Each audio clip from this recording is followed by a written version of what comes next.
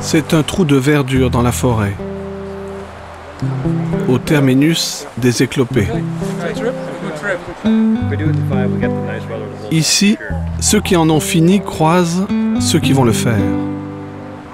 Certains, comme Denis, sont venus des Pays-Bas, beaucoup d'autres d'Amérique du Nord, pour se frotter à ce sentier mythique. C'est l'un des chemins les plus exigeants que je connaisse. Vous allez voir ça, il y a de la boue, il faut beaucoup d'engagement physique pour y arriver. Mais c'est merveilleux, c'est très beau.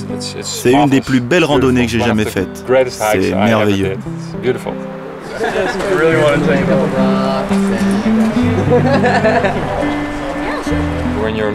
Dès que tu quittes le point de départ, tu dois te débrouiller seul, sans assistance. Mais avant de vous lâcher pour 6 ou 8 jours le long de son célèbre sentier de la côte ouest, Parcs Canada vous accorde tout de même quelques conseils. Réunion d'information obligatoire. Après tout, nous sommes dans une réserve naturelle, il y a des règles à respecter.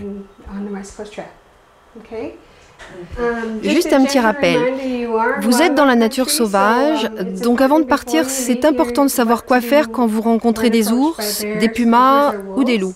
Par exemple, laissez toujours assez d'espace à l'ours pour qu'il s'enfuit. Si vous voyez des petits comme ça, partez immédiatement. Ça veut dire que la maman n'est pas loin. Ours, pumas, risque de tsunami ou de blessure, le sentier s'annonce bien.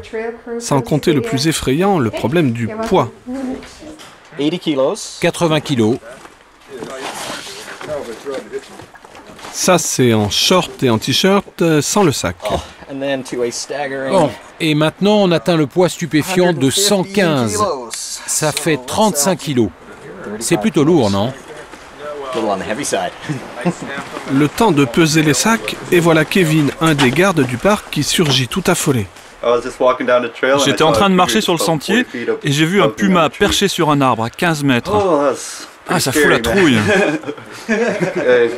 J'ai gardé le contact avec ses yeux et j'ai appelé les autres gardes par radio. Puis il est allé sur un autre arbre, derrière moi, alors j'ai hurlé, il est parti et moi aussi. Mais c'est justement là où on va. Ah, bonne chance.